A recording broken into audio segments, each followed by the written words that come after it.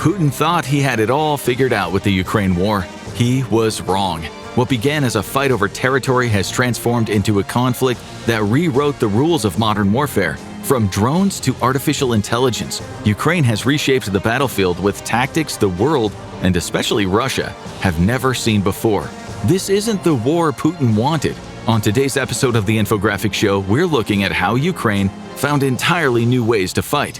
When Russia rolled into Ukraine in February 2022, Putin thought it would all be over in a heartbeat. It was supposed to be a 3-day special operation. Russia had thousands more tanks, artillery pieces, and aircraft. Its standing army was massive, ready to deploy hundreds of thousands of troops into Ukraine. And of course, Russia has old reliable, a tactic that had served it so well for so many centuries. Throw soldier after soldier into the meat grinder and win through sheer attrition. The initial invasion didn't go as planned. Ukraine pushed Russia back and then started attracting massive military aid donations from a bunch of allies in the West. That aid is still vital, by the way. The US alone has given Ukraine about $134 billion in aid. Europe, as a collective continent, has gone harder. Over $195 billion has already landed in Ukraine, with another $105 billion yet to be allocated. And all of that aid made things harder for Putin. But Russia's leader figured he could still overcome it all. No matter how many high-tech weapons the West pumped into Ukraine, the country still had a much smaller military. It's much smaller in general, with a population of around a quarter of Russia's. All Russia had to do was keep on grinding. It wouldn't matter how many tanks were lost, how many people died, Ukraine would eventually crumble under the pressure, and it would become the first jewel in Putin's new Russian empire. Except that hasn't happened. Yes, Western weapons matter, but they aren't why Putin's plan is collapsing. Even though those weapons are often more advanced than Russia's, they still force Ukraine to fight by the old rules of war. The difference maker for Ukraine is that it has thrown the rule book out the window and rewritten everything. Russia is failing to win because Ukraine is fighting in a way that it never expected. It all starts with the weapon that has come to define the Ukraine war: drones. Ukraine's unmanned vehicles on land, sea, and air are the backbone of the entire war. But more than that, they represent a complete reinvention of the ground warfare at which Russia excels. Politico reported in August 2025 that drones have turned the battlefield into a constant threat zone. The kill zone, once limited to rifles and mortars, now stretches 6 to 9 miles from the front. This leaves soldiers on both sides exposed to deadly fire even far from the contact line. Ukraine has turned the concept of no man's land that we have known about since the birth of artillery into a drone-infested hellscape from which there is no escape. For Russian soldiers, it's no longer the whistling shell they fear the most. It is the relentless buzz of drones overhead. Swarms of drones patrol constantly, waiting for the chance to strike. Once a drone spots a Russian soldier, it is all over. Even if that drone is destroyed, the others already know the target and they descend in seconds. Ukraine's use of drones has been so impressive that practically every army is learning from it. Ukraine has shown the world that a military can achieve what weapons costing millions of dollars can achieve for a fraction of the price. A single drone costing just $400 per unit can take out a tank just as well as an anti-tank missile costing many times that. And these drones are death-dealing machines. Make no mistake about it, drones are now the most important weapon in the Ukraine war, on both sides. Ukraine has innovated and Russia has copied. By 2025, drones, not artillery, airstrikes, or any of Russia's other traditional weapons, are responsible for most of the deaths on the battlefield. Around 80% of Russia's total battlefield casualties are now caused by Ukraine's flying, swimming, and in some cases, rolling death machines. And here is the thing that'll really make Putin furious. Ukraine's drones are a DIY business. Literally. There are numerous stories of Ukrainian tech heads looking to help their country, coming up with drones that are now in mass production. Across Ukraine, ordinary people are running one-man drone workshops out of their homes. In one apartment basement, a small team builds 100 drones a month using nothing more than pliers, tweezers, spare parts, and know-how. Together, these DIY manufacturers form a secret production network Russia cannot shut down. One Ukrainian farmer even turned his tractor into a remote-controlled machine for clearing landmines. It might not look like the average drone, but it acts just like one with the right tech on board, keeping the operator safe far from enemy lines.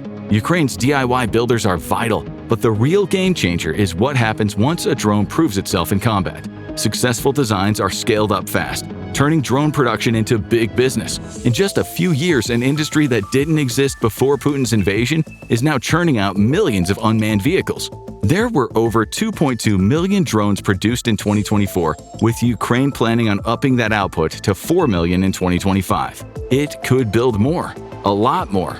Ukraine's President Volodymyr Zelensky says that 8 million a year would be possible if Ukraine had the finances. Speaking at the NATO Defense Industry Forum in June 2025, Zelensky said that Ukraine's defense production potential has surpassed $35 billion, with over 1,000 types of products now being manufactured.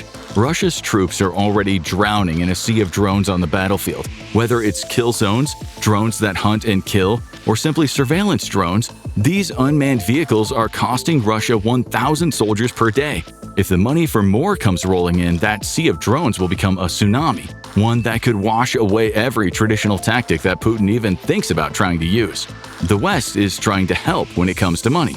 Beyond all of the military aid donations we mentioned earlier, the Danish model of military aid is opening up new possibilities. Under Denmark's model, other countries pay for Ukraine's drones, but the drones never leave Ukrainian soil. Ukraine gets the money, builds the drones, and uses them to blow up the Russians. There's also a 20-nation drone coalition chaired by the UK and Latvia that will spend over $3 billion on drones in 2025 alone. This adds another million to the 4 million Ukraine already aims to produce for the year. What we see here is simple. Ukraine is steadily replacing traditional forces with drones, machines that deliver the same destructive power without risking human lives. Ukraine is already building ground robots, aiming to have 15,000 by the end of 2025. They haul supplies to the front or explosives straight into Russian foxholes.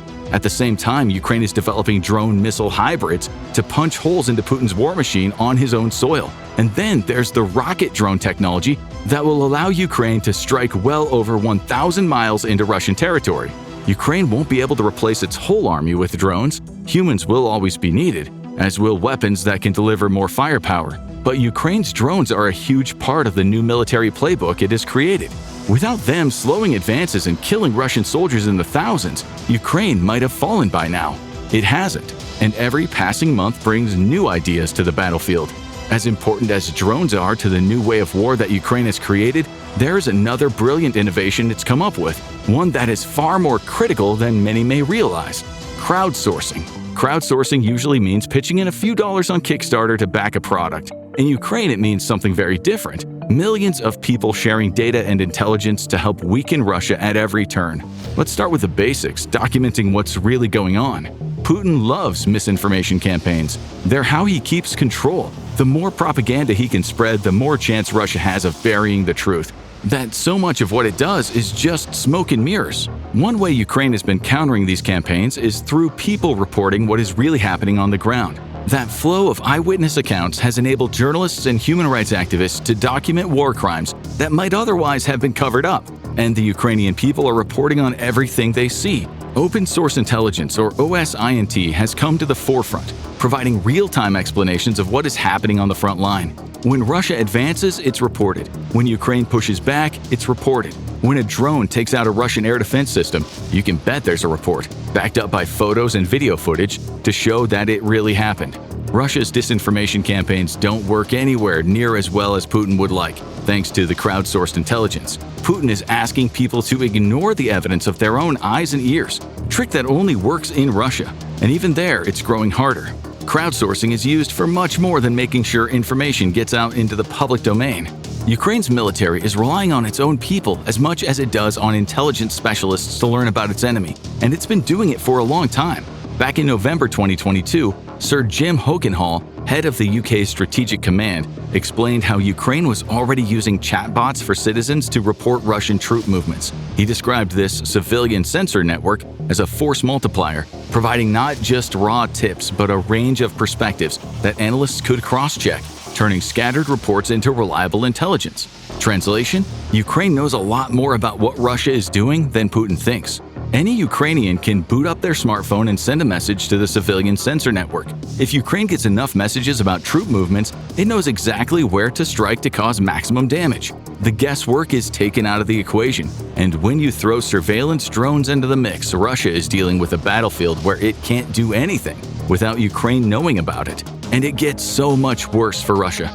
Putin loves deploying Russia's army of hackers to wreak havoc as a part of his hybrid warfare tactics. Ukraine can play that game too, and with crowdsourcing, it's again changing the playbook.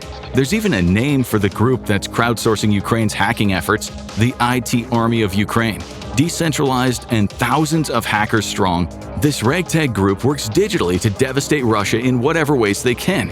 In June 2024, it was this army spread all across Ukraine that launched a distributed denial of service or DDoS attack that crippled Russia's banking networks. This crowdsourced army estimates that it's caused at least $1 billion worth of damage to Russia as of March 2025. Every one of those dollars helps when Putin's on the verge of sending his country into an economic crisis because of his invasion.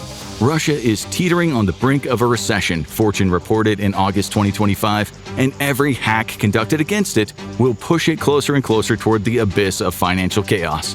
Ukraine didn't come up with the idea of hacking. It didn't even come up with the idea of decentralized hacking. The sheer scale of this operation is unprecedented. Most volunteers don't even need to know how a DDoS attack works. They just lend their computers to those who do, making each attack far more powerful. That is crowdsourcing at its most basic, the use of many to achieve an objective. Ukraine has used the concept to amazing effect to cause serious problems for Russia. Ukrainians, and by extension the rest of the world, know exactly what's happening down to each successful strike.